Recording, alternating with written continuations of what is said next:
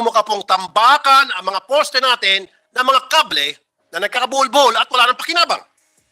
Tapos, minsan pa po, ginagawa pa nila yung storage facility para madali silang mag-ayos. May ilang nag-iwan ng mga rolyo ng kable para kung may ayusin, nandun agad, extra cables. September 5, tumayo po tayong lahat sa bulwagang ito at humingi po ng saklolo. Kagyat pong umaksyon ang Warrior Senate President Juan Miguel Zubiri, kaakibat po ang bar top-notcher Minority Leader Aquilino Pimentel para harapin ang kasong mistaken identity ni Tatay Muhammad Makaantal Said. Sa edad po na 62 years old, isa pong senior. Umalingaw-ngaw ang boses ng mga senador upang ipaglaban ang karapatan ni Muhammad Makaantal Said.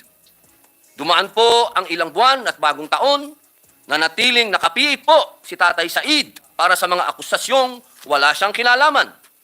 Sa mga buwang ito, sa patnubay pa rin po ng lupon ng mga senado at sa kapangyarihan po ng umaapaw na pirma ng 24 na senador, hindi po tumigil ang ating tanggapan sa pagsubaybay sa pag-usad ng kasong naihain laban kay Tatay Said.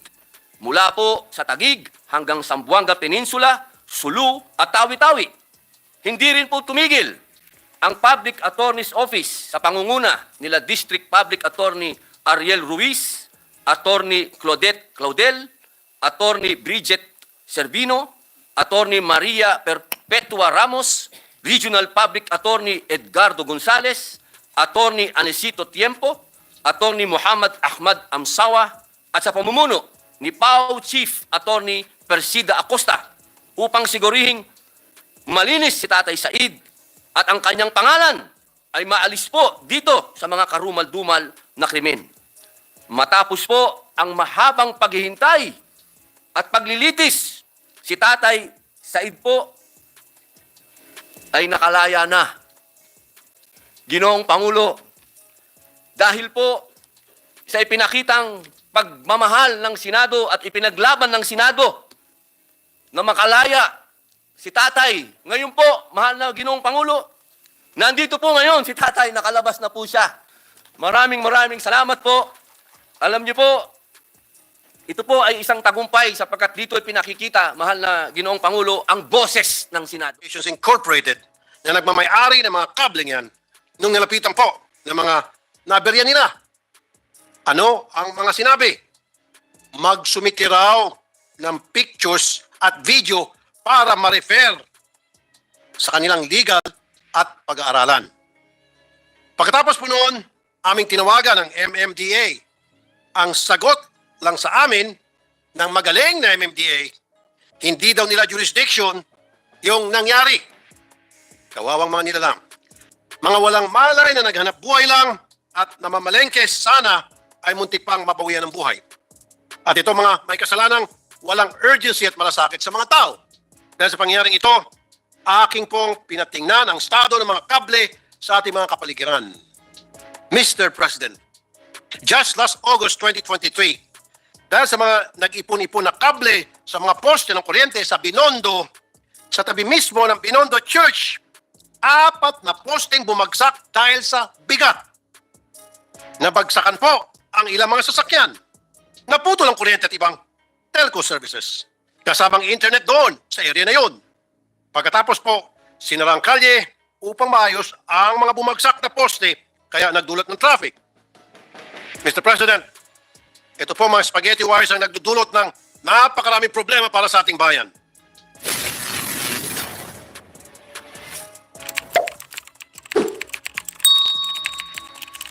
Camarines Norte and Nueva Ecija, our colleague, Senator Robin Hood Padilla, for his manifestation, Mr. President. Yes, and also the adopted son of Mindanao, Senator Robin Hood Padilla. I know you have good news for us today, for the record. You're recognized, sir. Maraming salamat po, aming mandirigmang Ginoong Tagapangulo at sa atin pong pinunong mayorya. A'udhu billahi minasyaitanir rajim. Bismillahirrahmanirrahim. Alhamdulillahi rabbil alamin. Bismillahi wassalatu wassalamu ala rasulillahi. Assalamualaikum warahmatullahi wabarakatuh. Sa lahat po ng bumubuo ng lupon ng pagpupulong na ito, nais ko pong ibalita ang tagumpay ng demokrasya sa ating inang bayang Pilipinas na sumibol sa bulwagang ito. Kung inyo pong mamarapatin, babalikan ko po sana ang nakalipas na 6 na buwan. Noong pong Augusto 10, 2023, habang papunta sa Kuala Lumpur, ay hinarang po si Tatay Muhammad Said ng mga tauhan ng Bureau of Immigration sa Naya, Terminal 3. Matapos pong magkaroon ng alert ang kanyang pangalan dahil sa isang Interpol Red Notice at ipinasa sa NBI International Airport Investigation Division. Augusto 29, sa ulat ng NBI, ang hinahanap ng kinaukulan na si Muhammad Said alias Ama Maas ay wanted dahil sa kanyang partisipasyon o pamumuno sa 25 counts of frustrated murder, 3 separate murder cases, kidnapping with murder, at kidnap with serious illegal detention.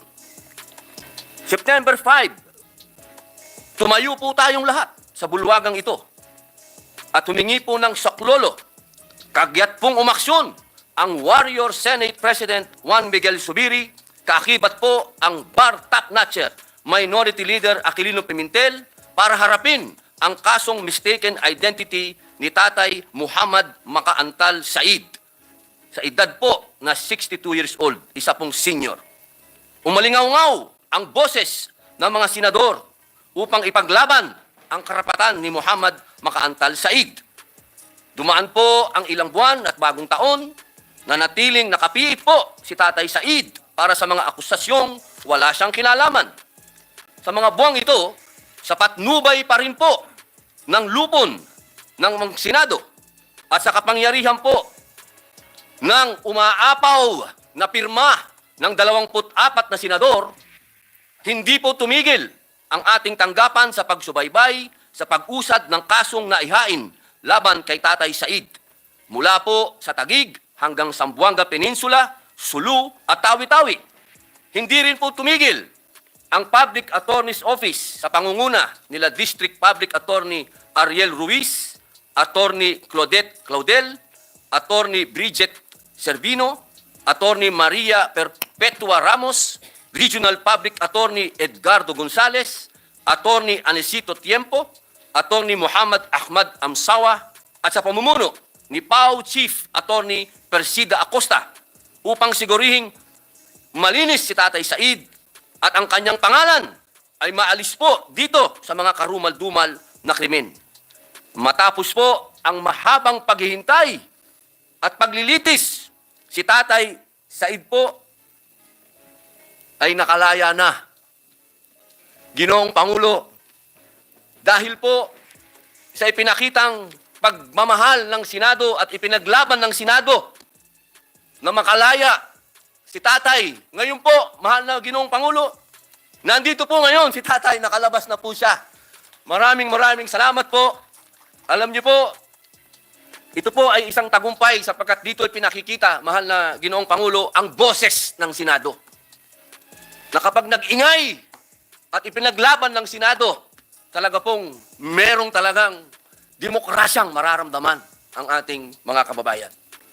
Ngayon po, mahal na Ginoong Pangulo, hindi po natapos ang kwento sapagkat patuloy po ang pagiging biktima ng pangalang Ama Maas. Sapagkat pagkatapos po nating mapagtagumpayan ngayon si Tatay, meron naman pong isang kapangalan pa uli. Meron na naman pong isang individual na humihingi ng tulong sa atin sapagkat ang isang nangangalang Muhammad Pangkoga Said, siya po ang lumabas na litrato dito. Siya po yan.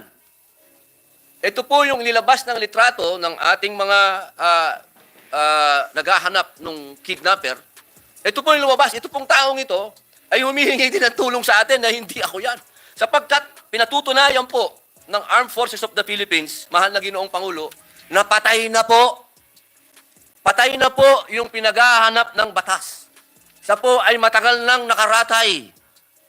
Kaya sana po ay Ginoong Tagapangulo, ang kaso po ng mistaken identity ay hindi biro-biro.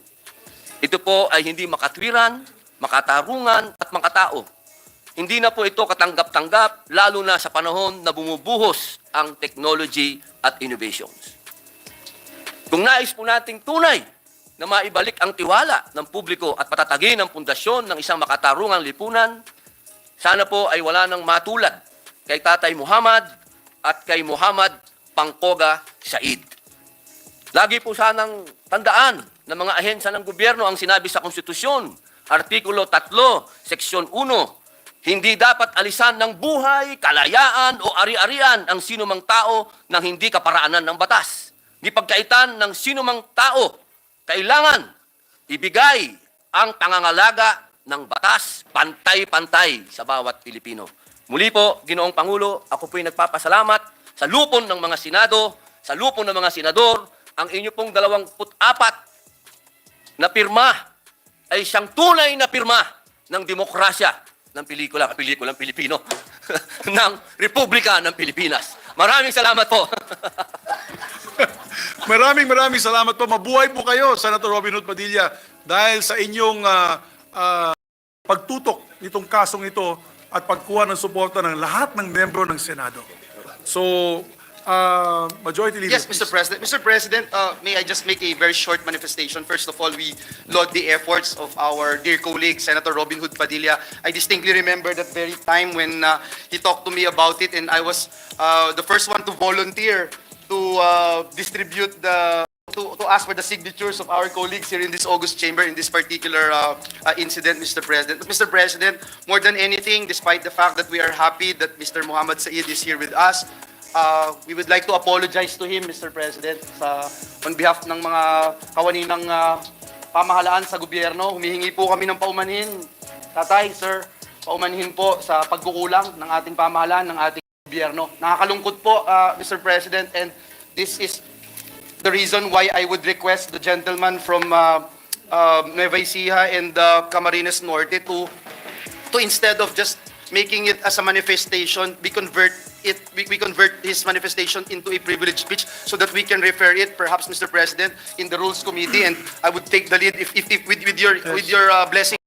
I spoke with our minority leader to look into this so that, Mr. President, we can come up with a report and ask the concerned government agencies, PNP, DOJ, BID, kung sino man, Mr. President. Hindi po biro ito. Hindi po dapat ito sabihing isolated case, Mr. President, kasi pagkasabi pa nga po nung ating kasamahan na nandito, nakalaya na po si Muhammad Said, meron na namang another Muhammad Said na pinapangalanan at tinuturo, samantalang ang AFP pala sinasabing matagal ng malamig na bangkay itong tao na ito. Mr. President, hindi po biro ito, and we feel that saying sorry is not enough, Mr. President. Dapat may compensation, dapat humingi ng public apology kung sino man yung mga lousy na nagpalabas ng ganitong kautusan, Mr. President, without having a strong basis to arrest and detain our visitor today, Mr. President. I also would like to point out, Mr. President, that this representation filed Senate Bill number 1607, amending RA number 7309, which created the Board of Claims under the Department of Justice. Our Senate Minority Leader is also our co-author, Mr. President, kasi yung current law provides that victims are only entitled to a mere 1,000 pesos per month of unjust detention or imprisonment, or a maximum of 10,000 pesos for all other cases, Mr. President. Hindi ho makatarungan ito kung pag-uusapan natin ang hustisya, nakakahiya po para sa isang kawani ng pamahalaan o isang government official, employee, na magsabing ito ay okay lang at parte ito ng justice system natin. Mr. President, we feel that and as we push this measure, we wanted to increase the amount of compensation from 1,000 to 5,000 per month, subject to a maximum of 300,000 for victims of illegal detention and 50,000 for victims of other crimes. We hope to see an improvement, Mr. President. That's all I can say right now. We are dying to see a big improvement, Mr. President, in our justice system, not only through this bill, but also to this incident right now that had happened right before our very eyes, Mr. President. As I met Mr. Muhammad Said kanina, Mr. President, damang-dama ko, Mr. President, yung pinagdaanan po niya. Tao lang ho tayo eh. Masakit po yung ginawa sa kanya, Mr. President. Nakakahiya po na parte tayo ng gobyerno, tas ganun lang po yung mangyayari, tapos hihingi lang ng sorry yung government agency. So again, Mr. President, with the indulgence of my colleagues, if I can refer this privileged speech of our dear colleague, Senator Robin Hood Padilla, to the Committee on Rules, Mr. President. Yes, and I join your Thank you. motion dahil unang-una, alam mo, tama sinabi ni Senator Joel. Yan ang pinag-usapan natin dyan na Manong kanina. Sabi ko, ganyan na lang ba? Na ilalabas ka lang na wala pa nga yatang hindi pa humingi ng paumanhin ng mga agencies. Hindi pa sila nabibigay ng formal apology. Tayo pa lang sa Senado in behalf of the government of the Philippines. Pero alam mo, hindi dapat ganyan lang. Dapat they should do their casework more efficiently. Tama sinabi ni Senator Padilla kanina na modernize na lahat, di ba? Meron ng DNA, meron ng yung mga thumb marks, mga digital na lahat itong mga larawan nila. Hindi na dapat mangyari muli ito sa ating mga kababayan. At tama po si Senator Robin, baka iisap lamang siya sa napakarami, no? Napakaraming may mga problemang ganito na mistaken identity. Kaya importante dyan ay tulungan natin si Manong. I agree na we come up with a formal notice sa mga ahensya like NBI, sa Bureau of Immigrations, pati yung Department of Justice, and so that they can give a formal apology and hopefully just compensation. Yung illegal detention na nangyari dun sa kanya, arbitrary detention is something that siguro is an injustice, no? Injustice talaga yan. Kung walang hustisya, ika nga, no, sa pangyayaring yon. So sa ating mga kapatid na Muslim, I'm so happy, alhamdulillah, Allahu Akbar, God is great truly, na may hustisya po.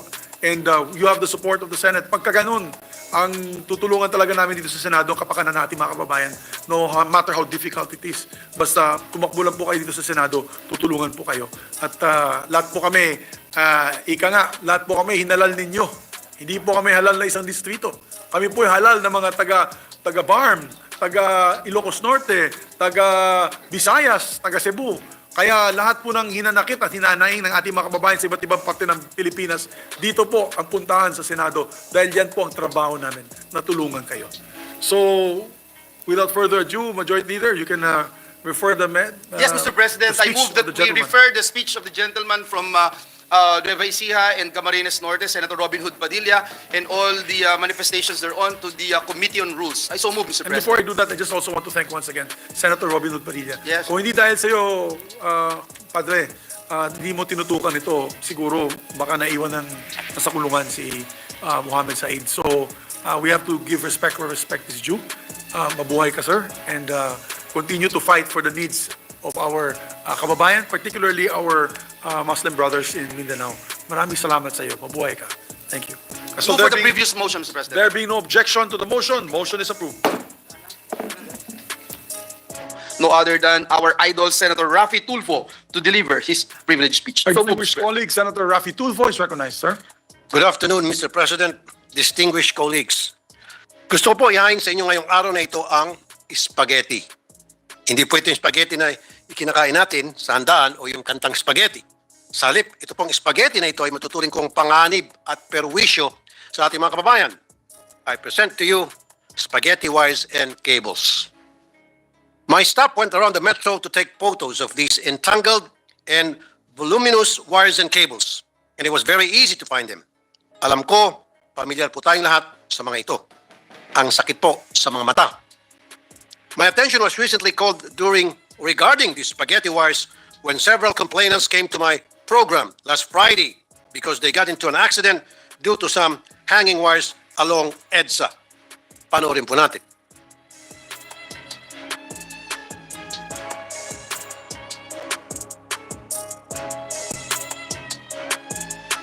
Mr. President, Dito nakakable ng kawad po.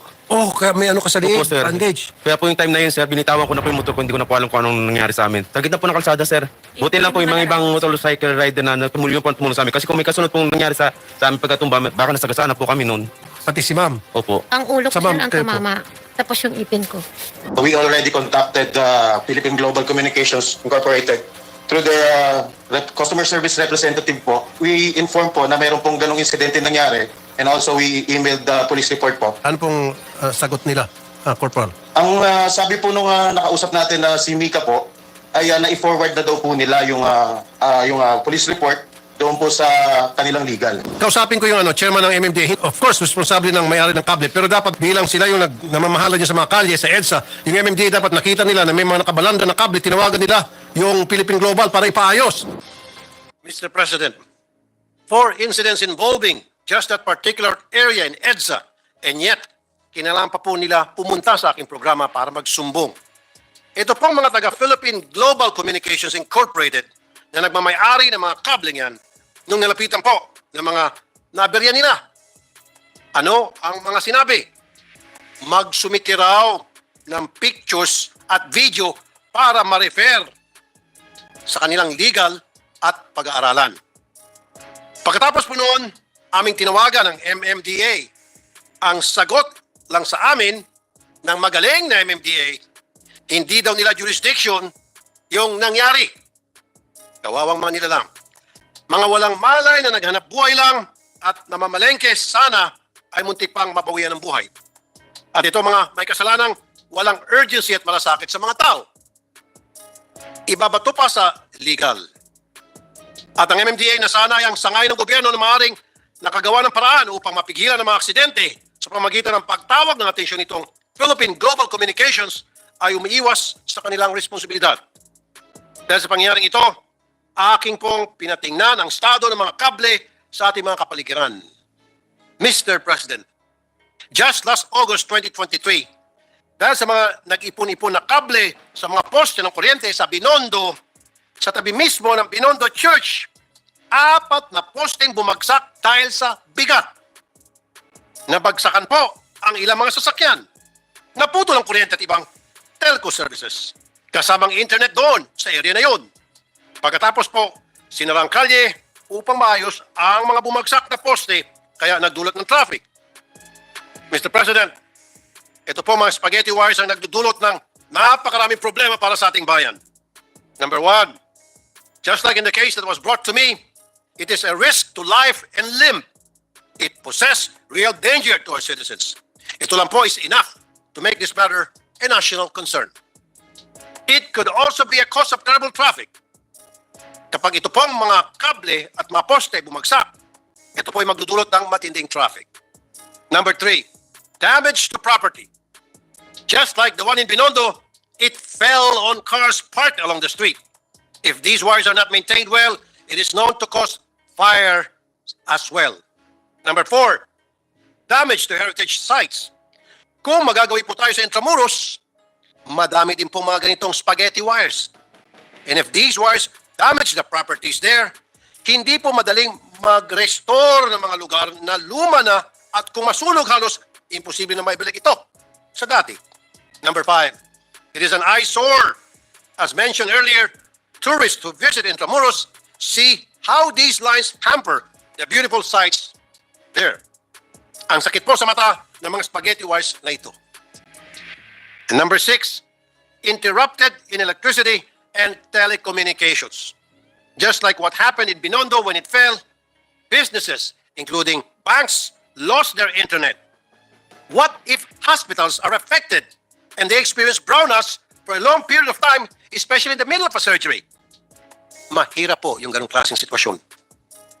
All these possible impending danger and negative effects could be prevented if people who are responsible would just stop looking the other way and pretend that these wires do not exist.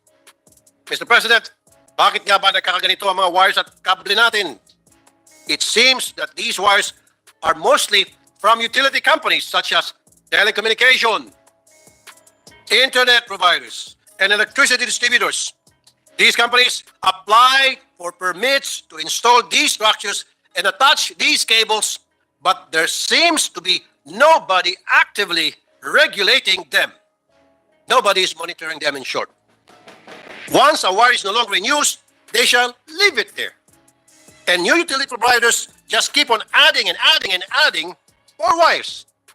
Some would give an excuse that they cannot just remove the useless and abandoned wires because hindi naman daw sa kanila yun.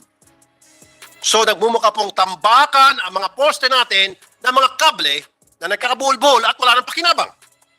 Tapos, minsan pa po, ginagawa pa nila yung storage facility. para madali silang mag-ayos. May ilang nag-iwan ng mga rolyo ng kable para kung may ayusin, nandun agad. Extra cables. Mr. President, who issues the permit for this construction and installation? We have the building officials issuing building permits. These are supposed to go to the city engineering office. But how come it is as if after submitting the requirements, these companies have a free hand already in whatever they hang in these poles? There should be a continuous monitoring so that the permits could be lifted when they are not compliant. Ito pong Philippine Global Communications Incorporated ay dapat ma-review ang kanilang permit to operate. They are not doing their job properly. And who knows, ilan pa mga kable nila ang nagdudulot sa mga perwisyo sa tao. Mr. President, in the case that happened to the complainants that approached me, there is a clear lack of accountability on the telcos and the government regulating agencies. We have to determine whose liability this is. LGU ba? DPWH? Or the telcos, all electric distribution companies? There should be more national direction regarding these concerns. There are individuals' actions in some areas. For example, in Davao, they already installed their cables underground. Matagal na po ito pinopropose ni Architect Palafox. What is stopping us from implementing this? And while this is pending, there are some LGUs like in Cebu and Valenzuela that did a clearing drive in their area of these cables. In Pasig, they have an ordinance holding telcos and electric companies liable for failure to clear these lines. Maybe we could explore these options so that these spaghetti wires could finally be resolved and no more life could be put at risk. I believe that the Committee on Public Works, under the chairmanship of Senator Buong Revilla, could ably address this. And as chairman of the Committee on Energy, I will take the cudgels against the electric distribution companies. If there are adjustments that we need to make in our laws and put the responsibility on those businesses making use of these posts and cables, I know we can work on these together. Thank you, everyone. Thank you, Mr. President. Thank you very much, Senator Rafi Tulfo. Session suspended. Sir, maidagdag ko lamang po. Nung gabi po na yun, 4 na sunod-sunod po yung nadisgrasya. 4 po. Maliban pa po sa kanila, may mga nauna po. Opo, siya po yung isa sa mga biktima. Bali, 12 midnight po. Alas 1:30 po ng umaga. At meron pa rin pong nabasagan po ng windshield. Mr. President, Senators Revilla and Nancy Binay would just like to insert into the records their co-sponsorship speech. Next to co-sponsor, Mr. President, is the distinguished gentleman from Davao and the province of Bohol, no other than our idol, Senator Ronald Bato de la Rosa. I move that he be recognized. Our brother from Mindanao, Senator Ronald Bato de la Rosa, and from Bohol is recognized. Thank you, Mr. President, Majority Leader.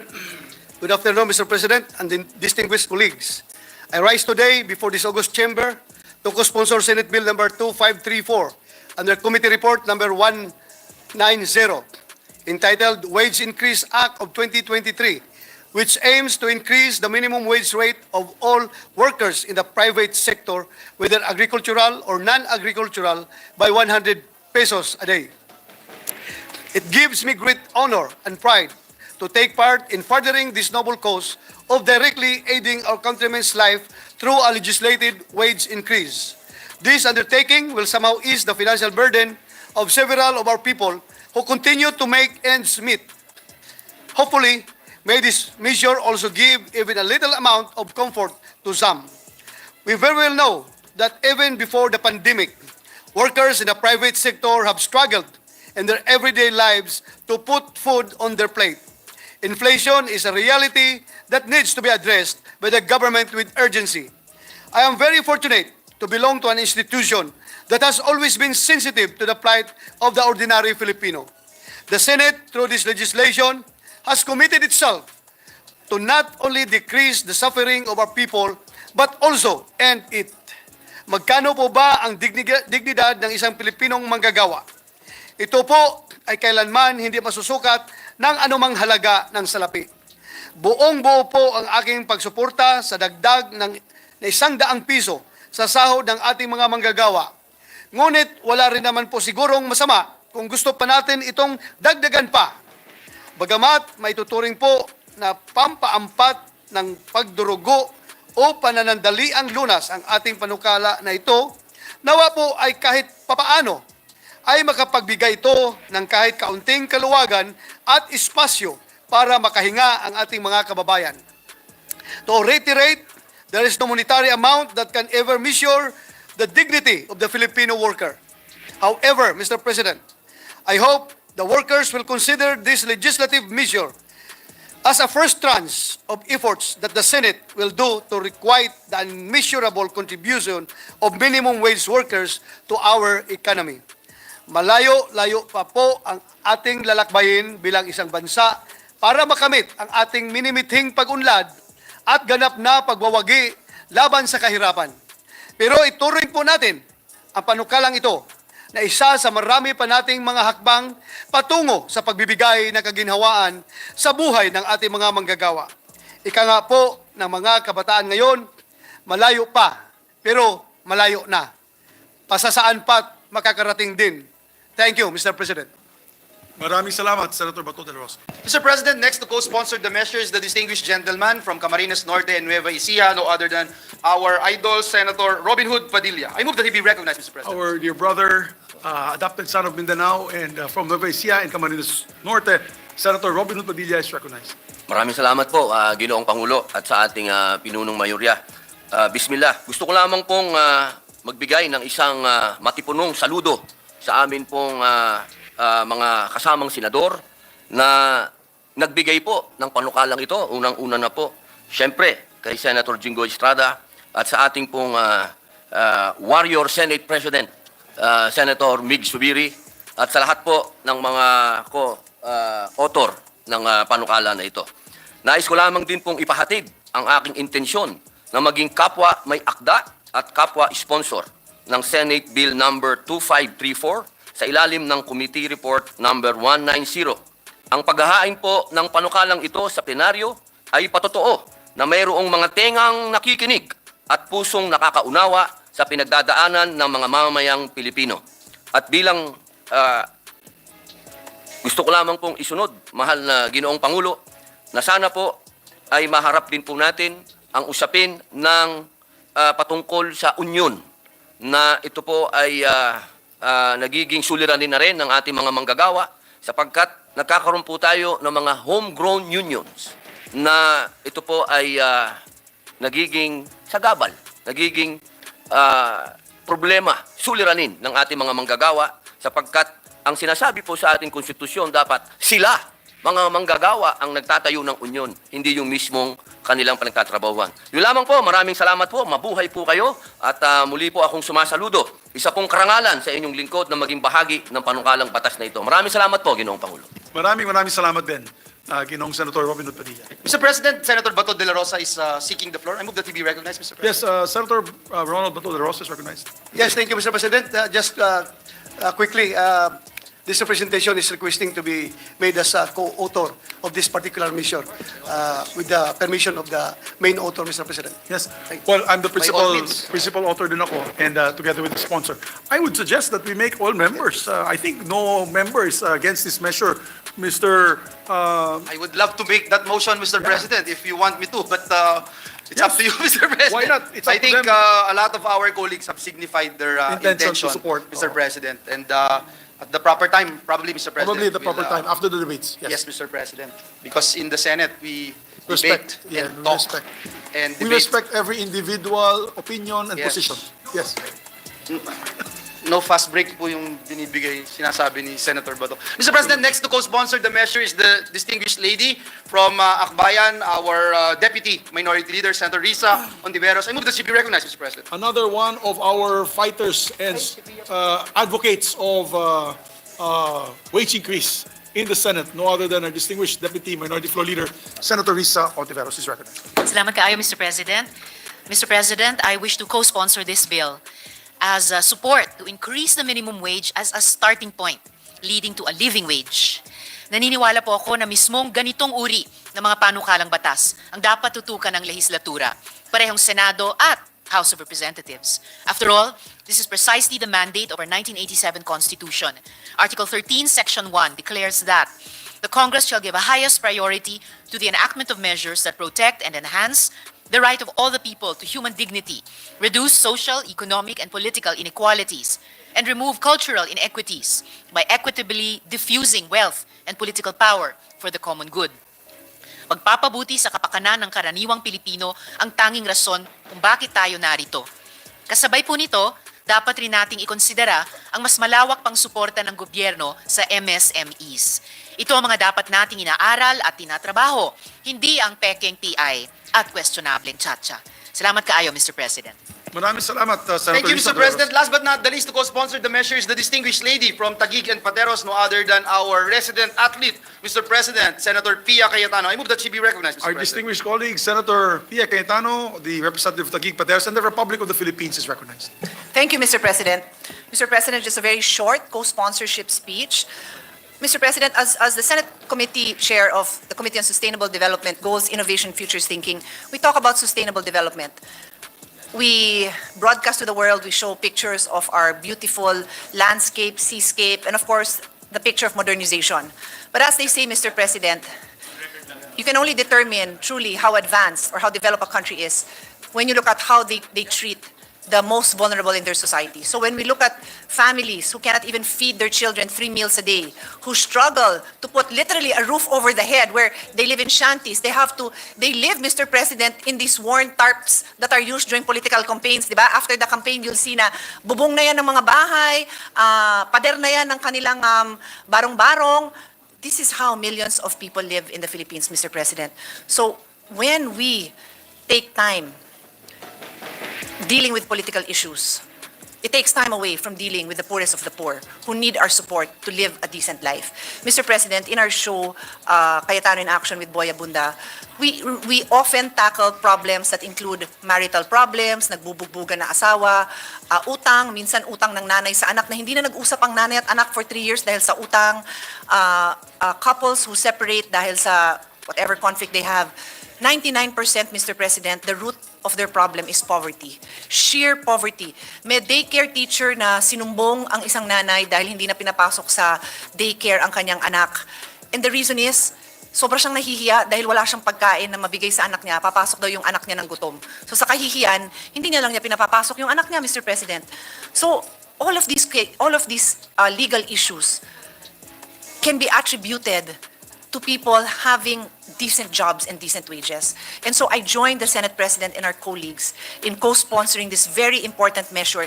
It may not seem like a lot because it is really not that much, but I believe it paves the way in us recognizing that this cannot continue as it is. When His Honor, the Senate President, mentioned BARM, we do need to look into this and see how we can single out those areas that need more support, because it is just really how it is. I mean, when I traveled and His Honor, the Senate President, and I are walking mates during our official trips, I've talked to our embassies and our host countries about their poverties in their countries.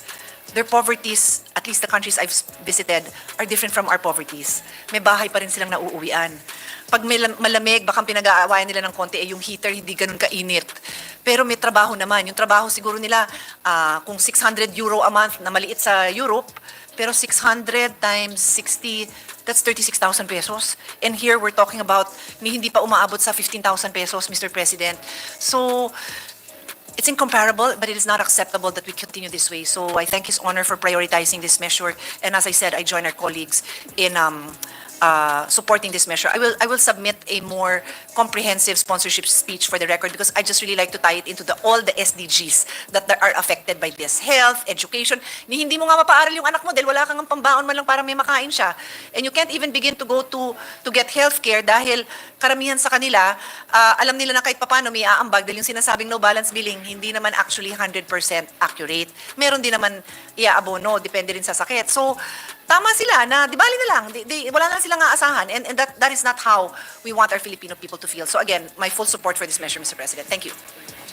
Thank you very much, my dear colleague, my constant walking companion.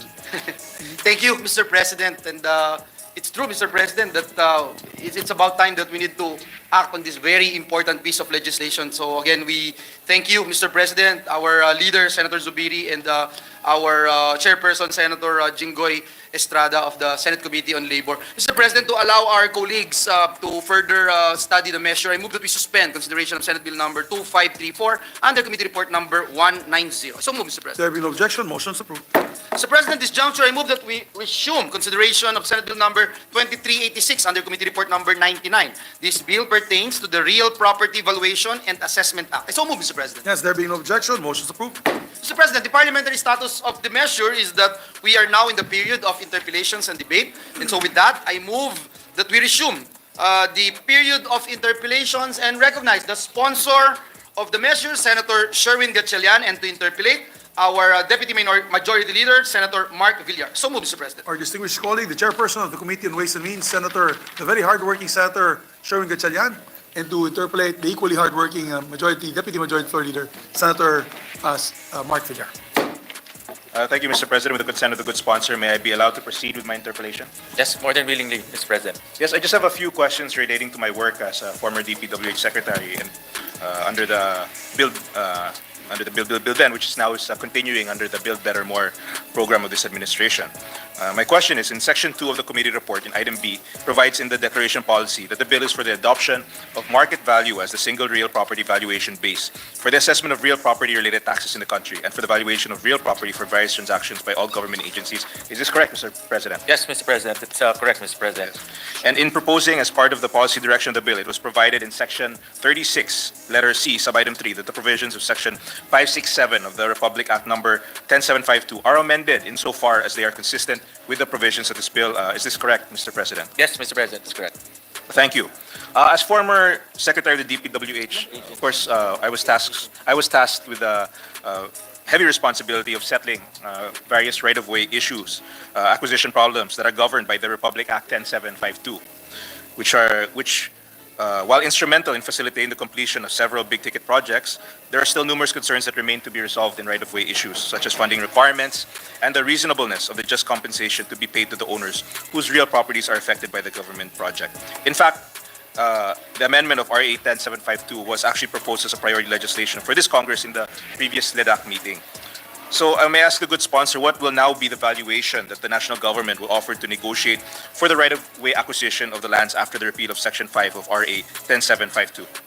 Thank you, Mr. President. Well, Mr. President, what the bill envisions is to have a uniform valuation for all the different agencies. And based on our research, there are about 23 different agencies that conducts valuations using different methods. But for right-of-way acquisition, generally, Mr. President, they use the zonal valuation as well as the fair market value of that locality. So in this particular case, Mr. President, since we're harmonizing and uniforming the valuation, the bill will now have a single valuation for all the different agencies. So in short, the expropriation will use this valuation, Mr. Yes, President. so thank you, Mr. President. So the valuation for the negotiated sale will now be based on the fair market value as stated in the subject bill as approved by the Yes, Mr. President, correct. Secretary of Finance, yes. Thank you, Mr. President. And we see that since the valuation is expected to increase, the government may be able to avoid the lengthy litigation to secure a possession before the court of law. My next question... Correct, Mr. President. Yes. My next question, Mr. President and good sponsor, in the case that the landowner refuses to negotiate, what will be the valuation that the government needs to deposit during the expropriation case to secure a writ of possession, since the bill will partially amend Section 6 of RA 10752? Correct. Well, Mr. President, the government typically uses, for national government, the expropriation proceedings vary from local governments and national government. In the national government, they usually use the zonal valuation, but the zonal valuation now will be based on this fair market value that will be formulated by the local government unit. So in this particular case, the deposit will be based on the valuation generated by the SMVs, Mr. President, the Schedule of Market Values. Thank you, Mr. President. There may be a need to further study the budgetary impact of the partial repeal of Section 6 of RA 10752, considering that the depositary requirement for expropriation in acquiring lands affected by government projects may result to an increase in the budgetary requirements of various national government agencies. This will change the deposit requirement for expropriation cases from 100% of BI or zonal value to 100% of fair market value. As the valuation will increase, then Congress must be reminded that during the committee deliberation of the budget of the DPWH, we were informed regarding the inadequacy of funds being given to facilitate the right-of-way requirements of government.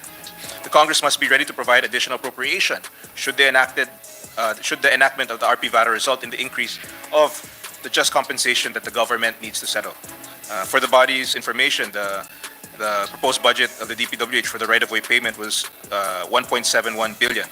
If the RP VARA will result to the increase in the compensation of the project-affected persons, the government must again review the timeline for the completion of the much-needed infrastructure as approved by the administration, as it may result in difficulty in acquiring the right-of-way for the project. May I ask the good sponsor, Mr. President, if the DPWH and the DOTR were able to comment on this concern? Yes, Mr. President, the DPWH were present, or was present during the hearing, Mr. President. But just to comment on the first on the statement of the good gentleman from Las Piñas. Typically in the expropriation proceedings, the deposit is based on the zonal valuation. I'm sure the good gentleman will know, being the former secretary of DPWH, or the zonal valuation or the fair market value. And typically, if the landowner will not agree yet on any, whether zonal or fair market value, litigation will ensue. And that process of litigation can take many years to solve. And that litigation will also create delays in the project, Mr. President. And if you unpack the reasoning, it's really because of the price that the landowner is demanding. And typically the price is what he thinks is fair to him. So this addresses that potential delay by coming up with a fair market value that is based on the actual economic situation of that area. So in other words, it will not be arbitrary. It will be based on the latest transaction in that area, and that transaction will be based on, will be used to determine the schedule of market value. And when the schedule of market value is determined, then that is now what government will be using to purchase your land or to make a deposit. So this bill aims to eliminate the delays, because the delays is also very costly for government, especially in big ticket projects. Yes. Yeah. So I just hope that this addresses this concern is addressed, because it does have an impact. For instance, if in general the appraised value is higher than the zonal value, so if this is higher and the budget is insufficient to make a payment so that we can get the writ of possession, it might have an effect on the implementation of our government project. So I think that's just something that concerns me, coming from the sector of infrastructure implementation. At the same time, also, if we were to get a appraisal, we would have to get it from a GFI. And from my experience, the GFIs are already very busy with other. It takes time to get that appraisal from the GFI. Usually, depending on the needs, and usually there's a lot of cases in any single project. So. Based on that, I hope we can come up with. I will recommend some amendments that might rectify or maybe resolve the situation, so that the effect on our infrastructure projects, if any, will be minimal. Mr. President. And definitely we would welcome amendments from the good gentleman from Las Piñas, being an expert in infrastructure as well as expropriation proceedings. But just to go back on the difference between the zonal and the appraised value. Since the SMVs, or the schedule of market values, will be based on what we call the Philippine Valuation Standard, which is being used by appraisers. Yes. The zonal valuation, the schedule of market value, and the appraised value will be the same, because all of them are using the same standards as promulgated in the Philippine Valuation Standard. So in theory, there should be no difference between the schedule of market value, the zonal valuation, and the appraised value. So everything will be the same in terms of valuing the property. Okay, thank you, Mr. President. And maybe we also request for copies of the position papers of the various agencies, so that we can also study their comments regarding this legislation. Yeah. We'll furnish the good gentleman the position papers. That would be all, Mr. President. I end my interpellation. I would like to thank the good sponsor for his time and patience. To reiterate, I would like to discuss some proposed amendments to further improve the bill and fine-tune the bill at the appropriate time. Thank you very much. We would welcome any refinements and improvements to the bill, especially coming from a former DPWH secretary who's very experienced in launching big ticket and very important national infrastructure projects. Thank you. Thank you very much. I thank the two gentlemen. It was a joy to listen to you both. I learned a lot on your deliberation. Senator Jingo Estrada of the City of San Juan is recognized. Thank you, Mr. President. Mr. President, distinguished colleagues, ladies and gentlemen, as your chairperson of the Senate Committee on Labor, Employment, and Human Resources Development, it is my honor to present today to this august chamber Senate Bill number 2534 under Committee Report number 190, entitled An Act Providing for a 100 pesos daily minimum wage increase for employees and workers in the private sector. This proposal is a consolidation of Senate Bill number 2002 filed by Senate President Mig Subiri with Senators Ligarda, Binay, and Go as co-authors, and Senate Bill number 2018 by Senator Ramon Bong Revilla Jr. Consistent with the constitutional precepts to alleviate the living conditions of ordinary Filipinos through policies that provide for a rising standard of living and improved quality of life, particularly of the working class, by guaranteeing their right to a decent pay. It is the aim of this committee and the collective conscience of this Senate to update the minimum wage by 100 pesos for workers in the private sector. Under this measure, all employees in the private sector in the entire country, whether agricultural or non-agricultural, are entitled to 100 peso minimum wage increase. This would guarantee an increased daily pay for around 4.2 million minimum wage earners. Let me just give some retrospect.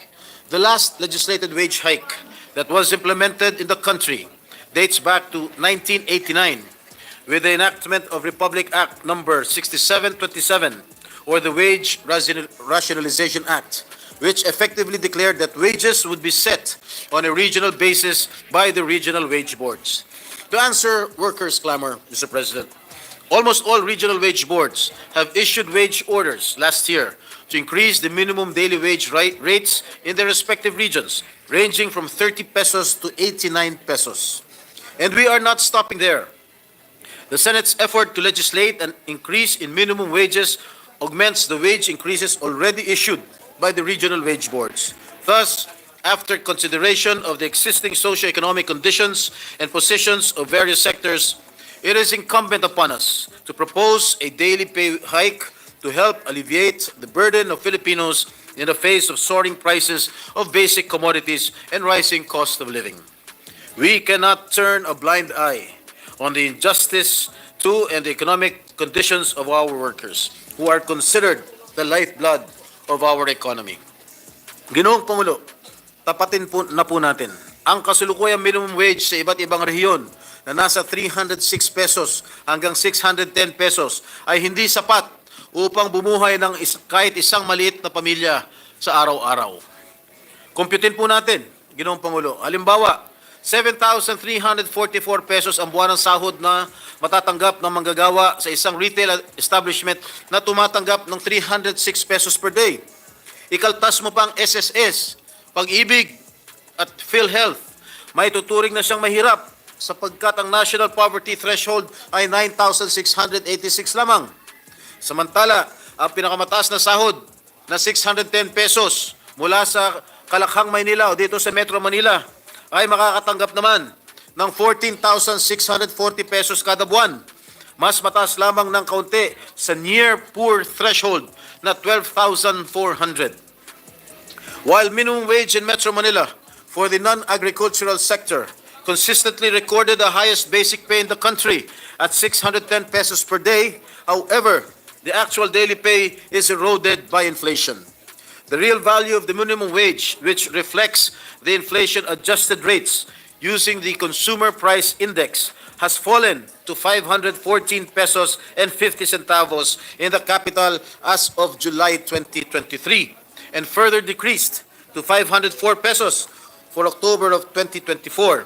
And this scenario is replicated across all regions. Talagang nakakaawa ang ating mga manggagawa. hindi pa rin talaga aabot sa pangangailangan para mabuhay at matugunan ang pangangailangan ng mga manggagawa na may 5 miyembro ng pamilya. Sa kasulukuyang antas ng minimum wage, kulang ang budget para i-treat man lamang sa Jollibee o ibang restaurant ng kanilang pamilya, maski isang beses dahil ubos na sa pangunahing pangangailangan pa lamang. Bagamat ang inflation ay bumabagal, nasa 2.8% nitong January 2024, hindi ibig sabihin nito ay bumababa na rin ang presyo ng mga bilihin.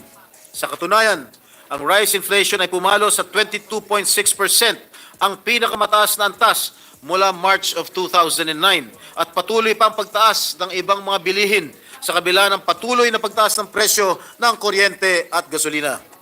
While we have seen inflation at a downward trend, economists expect that inflation headache from rising food prices will likely persist until 2025. The status quo simply cannot achieve this. But with this legislative push, this means that a typical family of 5 needs to work 2 full-time minimum wage jobs to earn a living wage. The current minimum wage is even further away from meeting the basic needs of workers' families.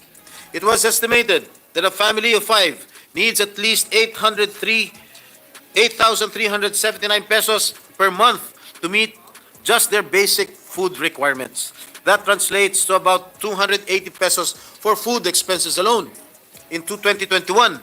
But in reality, Mr. President, this amount seems not enough considering the current prices of basic commodities. Ginoong Pangulo, sa bigas pa lamang, lagpas 50 pesos na ang 1 kilo. Higit pa hindi pa magandang klase yan. Dagdagan mo pa ng lulutuing karne o gulay o pambili ng lutong ulam sa karinderya. Mr. President, even with this wage hike bill, the difference between the minimum wage and the cost of living or the family living wage is glaring. But this is the most that we can propose, balancing the welfare of workers and businesses. Bagamat kinikilala natin ang wage hikes na ipinatupad kamakailan ng regional wage boards, tila nabura na ito ng patuloy na pagtaas ng presyo ng pangunahing bilhin. Kaya naman natin minumungkahi ito. Ang pagtaas ng sahod ng mga manggagawa sa mas dissenting level ay napapanahon at talagang kailangan para ipantay kahit papano sa pagtaas ng presyo ng ating mga bilihin. Pinakinggan po natin ang hinaing ng ating mga manggagawa sa matagal ng humihiling ng aumento at ito na ang tugon ng inyong Senado sa mga panawagang yon. This statutory increase, if passed into law, would also result in increased purchasing power and would stimulate economic activity, thereby contributing to national growth. This wage hike bill would also help attain our goal of reducing poverty incidence rates in the coming years to have a prosperous, predominantly middle-class society where no one is poor by 2040. Under the Philippine Development Plan, the government is targeting to reduce the poverty incidence rate to 13.2% by 2025 and to 9% by 2028. Mr. President, recognizing the struggles of low-income households that are bearing the brunt of high prices, this initiative demonstrates the Senate's belief that our workers who are creating value for the companies deserve a dignified wage and ultimately respect. Bilang pinuno ng Senate Committee on Labor, naniniwala po tayo na para sa ordinaryong manggagawa, makakatulong ang taas sahod na ito para pambili ng bigas at ulam, pamasahe at pandagdag maski sa maliit na halaga sa pang-araw-araw na gastusin. We also hope that after this legislative initiative, our regional wage boards would work expeditiously and be more sympathetic, proactive, and responsive to the needs and plight of our workers. Maraming salamat po, Ginoong Pangulo. Thank you, Majority Leader. Mr. President, we thank the good gentleman from San Juan for sponsoring this very important piece of legislation. We have been waiting and excited to deliberate this particular measure, especially the Senate President of the Republic of the Philippines. And so I move that he be recognized to co-sponsor the measure. I so move, Mr. President. Our Senate President Juan Miguel Zubiri is recognized to deliver his sponsorship speech. Maraming salamat to our Majority Floor Leader, to our Senate President, the Deputy Majority Floor Leader, Presiding Officer, to all my colleagues, lalong-lalo na sa aking mahal na kapatid ni Senator Jingo Estrada, na alam ko napakalaki ng pressure sa kanya ng mga manggagawa, hindi sa manggagawa, pero sa mga may-ari ng mga kumpanya na hindi po to i-take up. But Mr. President, today is a historic day. It is my honor to co-sponsor our bill legislating a 100 peso wage increase for all minimum wage earners in the private sector. Ever since we filed our bill for a 150 peso across-the-board wage increase, araw-araw na pong tanong sa akin ng mga ating mga kababayan, Senator Migs, kailan ba ninyo ipapasa ang pagtaas ng aming sahod? Halos kung saan po ako pumunta. Kasi naalala nila po, last year, halos araw-araw po tayo na sa news kasama ng mga senador na ang pangako natin, itataas po natin ang kanilang sahod. Lalo lang pong lumakas ang pananawagan nito at uminit ang usapin nung uminit po ang usapin ng People's Initiative at Charter Change. Marami nang nagtatanong din sa akin, bakit hindi lang unahin ang pagtaas ng sahod? Dito mismo sa Senado, nagkaroon na po ng rally sa labas, ang sigaw, no to Chacha, yes to wage increase. Nung isang araw lang po yan. Gusto ko lang pong sabihin sa kanila, naririnig po natin ang sigaw ng bayan. Naririnig po kayo ng Senado. Ang good news po, habang dumadaan ang ating minimum wage increase bill sa committee ni Senator Jingo Estrada at mga TWG dito sa Senado, unti-unti na rin nakadama ng ginhawa ang ating mga manggagawa dahil sa pagtaas ng minimum wages sa ating mga rehiyon. Mula nung itunulak natin ang 150 peso wage increase nung huling Marso, sunod-sunod ng kumilos ang ating regional wage boards at nagdeklara ng kani-kanilang pagtaas ng minimum wage. But I put credit to the Senate because if we did not make that noise, kung hindi po tayo nag-ingay, kung hindi po tayo nagsalita, ay baka hindi pa gumalaw ang mga regional wage boards. Una na dyan, ang pagtaas ng wages sa NCR. Tinaas po ng 40 pesos noong July. Mula 35 hanggang 50 pesos naman ang dagdag sa minimum wage sa Calabarzon at depende sa sektor. 30 to 35 naman po pesos ang dinagdag sa Ilocos Region, 30 pesos sa Cagayan Valley, 40 pesos sa Central Luzon, 30 pesos sa Western Visayas, 33 pesos sa Central Visayas, 30 pesos hanggang 40 pesos sa Zamboanga Peninsula at 35 sa Soc-Sargen. Effective na rin ang Eastern Visayas na 30 peso minimum wage increase at noong December may dagdag na po ng 30 pesos ang mga manggagawa sa Cordillera Region at Bicol Region at 40 pesos naman sa Mimaropa. At sa ating mga kapatid sa Mindanao, mayroon din po tayong 35 peso increase sa Caraga and 33 pesos na increase sa Northern Mindanao. So nagpapasalamat po kami sa Regional Wage Boards at sa National Wages Productivity Commission for acting on the call of our people for better wages across the country. Pero mga kababayan ko, alam naman po natin, hindi sapat ang dagdag na 30 to 40 pesos lang ng ating minimum wage earners. Hindi pa nga ito sapat sa pagbili ng 1 kilong bigas na ngayon ay umabot na ng 60 pesos. So biro mo, yung dagdag, hindi naman pwede makabili ng 1 kilong bigas. Ay kawawa naman po ang ating mga kababayan. Makakatulong itong pag-akyat ng regional wage boards, pero mas malaki pa rin ang pangangailangan ng ating mga kababayan. Hindi po tama na presyo lang ng bilihin ang tumataas. Kailangan sahod rin. Hindi tama na ang kumpanya lang ang kumikita. Kailangan ang manggagawa din po ay kumita. Ang sabi nga ng isang kaibigan ko, share lang. Di ba? Anong ibig ko sabihin? Nung train law, ibinaba po natin ang corporate income tax from 32% to 25%. Ang laki po ng pagbaba nitong corporate income tax ng mga korporasyon. Hindi rin po tayong pumayag nung gusto nilang itaas ang dividends tax para mas malaki din po ang kita ng mga may-ari nito mga kumpanyang ito. Ngayon po, sisingilin naman natin ang mga may-ari ng kumpanyang ito. Dahil binaba po natin ang inyong corporate income tax, hindi na lang tayo pumayag sa pagtaas ng dividends tax, bakit lang kayo lamang ang dayaman sa ginawa po natin mga hakbang? Kailangan, dapat tulungan din natin ang kapakanan ng ating manggagawa. Kaya patuloy po natin itinutulak itong legislated wage increase. Pero dahil po sa pag-aksyon ng mga regional wage boards, mag-a-adjust na rin tayo konti. Sa imbis na 150 pesos across the board increase na itinulak natin nung una sa Senado, gagawin na lang po natin itong 100 muna. Halos pareho naman po ito sa itataas ng sweldo if we add this 100 pesos minimum wage, mandated minimum wage in our regions, and we add the increases done by the wage boards. Ang lumalabas po, 130 rather, to 150 pesos pa rin ang increase para sa ating mga kababayan. Ito na po ang ating kompromiso. Ang middle ground ika nga na makakatulong sa ating mga manggagawa, nakakayanin pa rin ilang ibigay ng ating mga negosyante. Lalo na sa mga micro, small, at medium enterprises. Dahil ayaw naman natin silang maperwisyo at baka magsira ang mga negosyong na to. Kung itulak pa rin kasi natin ang 150 peso wage increase on top of the regional wage increases, ay aalma na talaga ang business sector. At baka mawala ng pag-asang may pasa itong panukala dito sa ating Kongreso. Pero umaapila rin tayo sa ating mga negosyante na gawin nating mas competitive ang pagsahod natin dito sa ASEAN. Marami kasi nagsasabi sa akin noon, Mr. Speaker, Mr. President rather, ang sabi po nila, bakit ako na ganun? Mr. President, ang sabi po nila sa atin ay, we are one of the highest wages. 10 years po ago, sabi nila, we are one of the highest wages in the region. A quick check of the facts, Mr. President, lahat po sila ay nag-adjust na. Tayo na lang ang naiwan.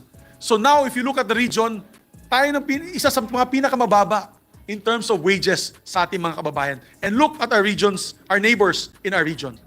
Minimum wage in Jakarta, Indonesia is already 727 pesos. That is compared to our NCR rate of only 610 pesos.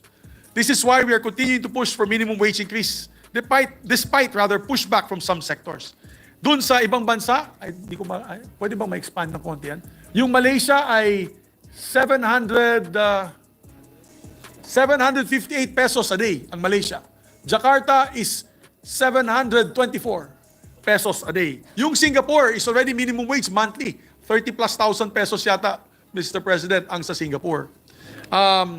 At ang Vietnam, ang balita sa akin ng ambassador sa Vietnam, magkakaroon din sila ng wage increase. Dahil sa dami na pong foreign direct investment na pumasok doon, pati sila, umaalma na ang kanilang mga manggagawa. At habang itinutulak natin ang 100 peso minimum wage increase para sa buong bansa, siyempre, patuloy natin kakalampagin ang regional wage boards sa natitira pang mga riyon sa Mindanao na hindi pa nabibigyan ng dagdag sahod. I think there are still 2 or 3 regions in Mindanao na hindi pa sila nabibigyan ng sahod. Ang sahod po nila na yun, for example in BARM, is only 300 pesos a day. Mr. President, 300 pesos a day. How can you survive with 300 pesos a day? Bakit ang Jollibee ba nila doon ay mas mura sa Jollibee dito sa Manila? Ang gasolina ba nila doon ay mas mura ba sa gasolina dito sa Manila? Ang pamasahe nila sa pagsakay sa jeepney at bus, mas mura ba doon kaysa dito? Hindi po, Mr. President. Pare-pareho lang ang presyo ng pagkain, ng kuryente. Mas mahal pa nga ang kuryente sa Mindanao na umaabot na 14 pesos per kilowatt hour. Dito sa Metro Manila, 9 pesos per kilowatt hour. Tapos yung katumbas na sahod nila, Mr. President, is 300 to 350 pesos a day. Hanggang na yun, hindi pa inaaksyonan ng regional wage boards. Kaya hindi nyo po masisi ang Senado na gumalaw para sa ating mga manggagawa. Now is time that we push for the benefits of our labor sector. With this bill, we hope to take the vital step in recognizing the worth of our workers. Ang mga manggagawa po ang pundasyon ng ating lipunan at karapatan nila na kumita ng disenteng sahod para magkaroon ng disenteng buhay ang ating mga manggagawa. So I enjoin our colleagues to support us in the passage of this bill. Let us make this a statement of the Senate, an action of the Senate for our people. Aksyonan natin ang tunay na panawagan ng bayan. Mabuhay po ang Republika ng Pilipinas, mabuhay po ang ating mga manggagawa. Maraming salamat po. Thank you, our Senate President Juan Miguel Zubiri, Majority Leader. Thank you, Mr. President. Mr. President, I'm happy and proud of this institution, especially that we heard our Senate President's very passionate co-sponsorship speech, Mr. President. I'd like to just give my short co-sponsorship speech, if I may, Mr. President. Yes, the Majority Leader is Thank you, recognized. Mr. President.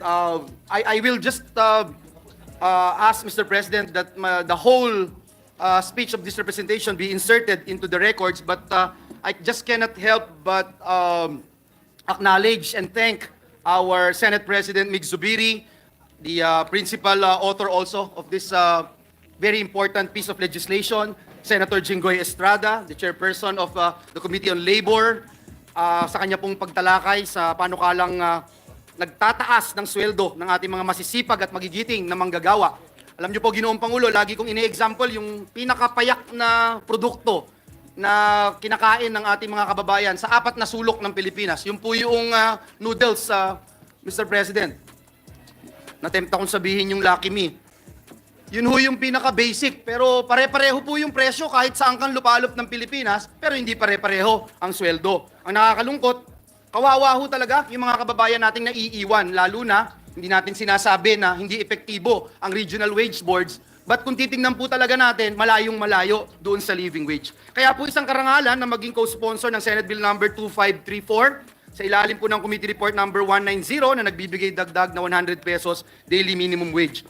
Alam nyo, Ginoong Pangulo, ayon po sa pinakahuling poverty statistics ng Philippine Statistics Authority, yung monthly poverty threshold po ng isang pamilya na may 5 miyembro ay 13,797 pesos kada buwan. Ito po ay para matustusan ang kanilang mga pangangailangan para po sa pagkain, anumang mag-a-arise na pangangailangan nila at iba pa.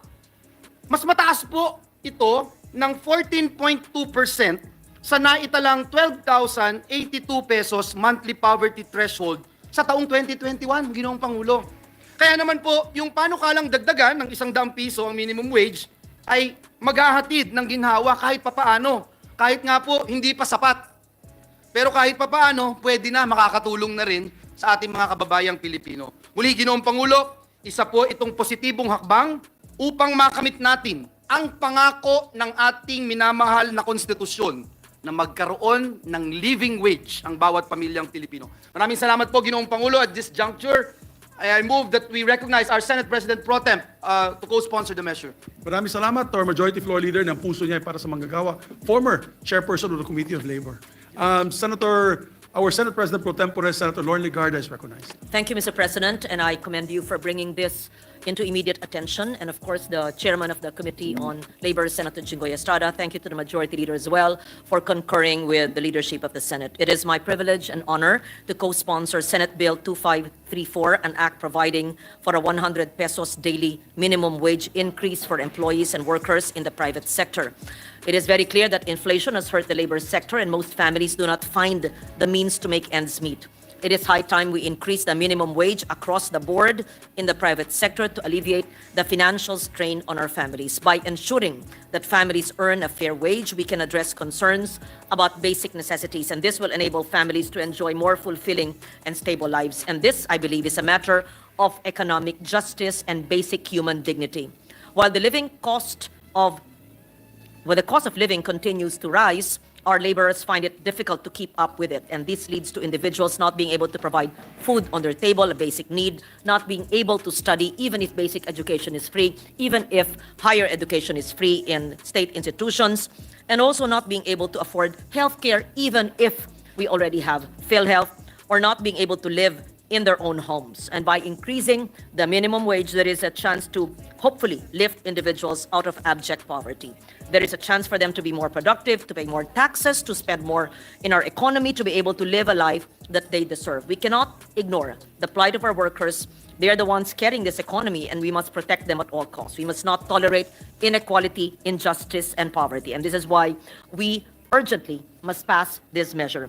Thank you for your leadership, Mr. President. Thank you to the Committee on Labor, and I hope that this is a measure that the Senate as an institution must prioritize and pass before the Holy Week break. Thank you.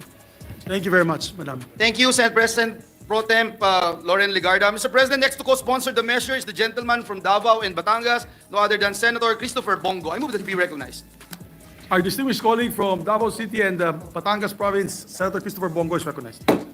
Mr. President, as one of the co-authors of this measure, I rise today to co-sponsor and express my full support for to the measure providing 100 pesos daily minimum wage increase for employees and workers in the private sector. Mr. President, kabalikat ng ating tungkulin na magserbisyo sa publiko ay isang isulong ang mandato ng saligang batas na maglaan ng maayos na trabaho, patas na benepisyo at pasweldo at pantay na oportunidad para sa lahat ng Pilipino. Sa nagdaang taon, marami sa mga kababayan natin ang nawalan ng trabaho dahil sa pandemya, marami sa mga business sectors natin ang nahinto at nagsara, kaya't marami sa kanila ang nawala ng hanap buhay. Dagdag pa rito ang patuloy na pagtaas ng presyo ng mga bilihin sa merkado na nagbibigay pasakit sa bulsa ng mga mahirap nating kababayan. In fact, Mr. President, a survey conducted by the SWS from September to October of last year revealed that around 13.2 million families considered themselves as poor. This is higher than the 12.5 million estimated in June 2023.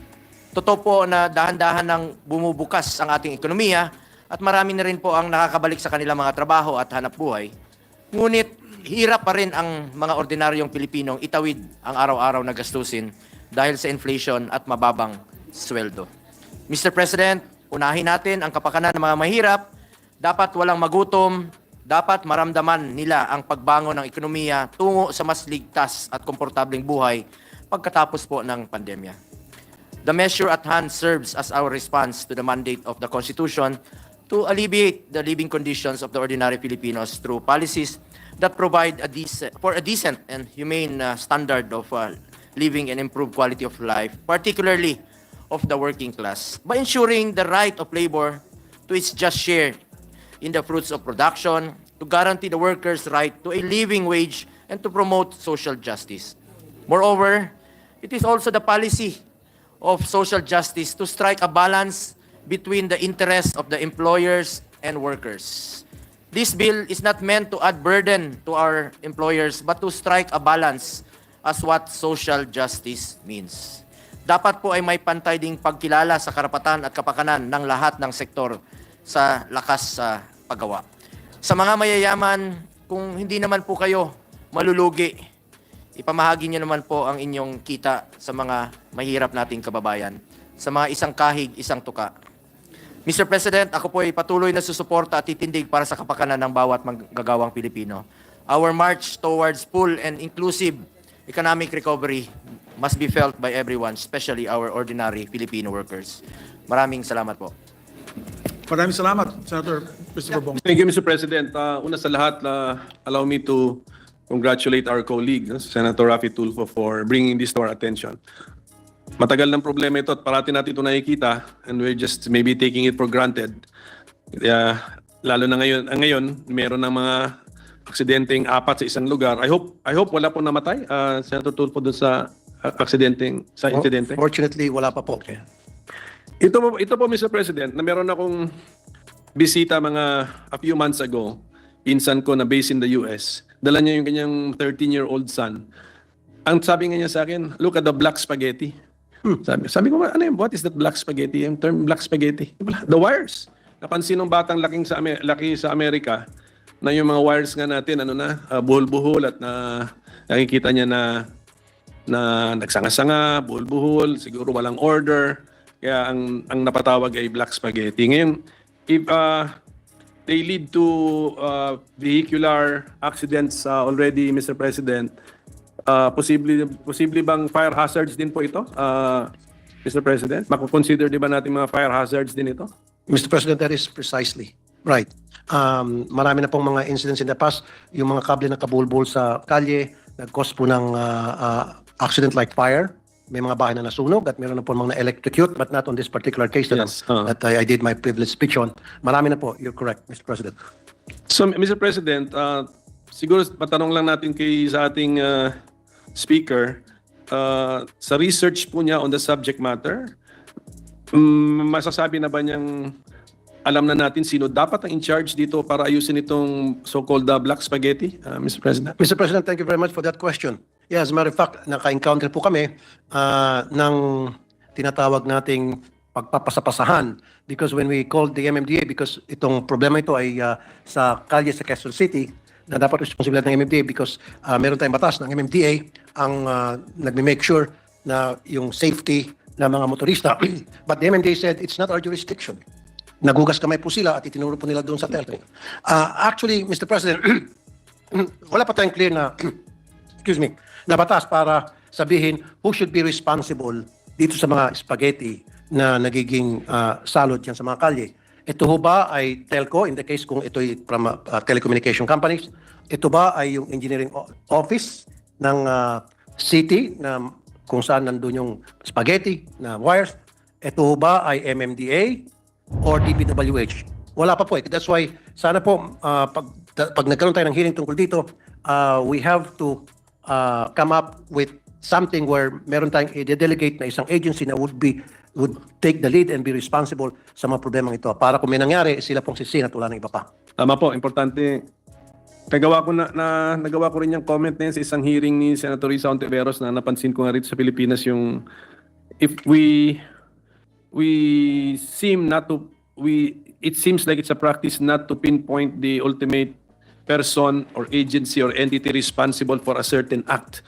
Kaya if we do not do that, nangyari, turuan.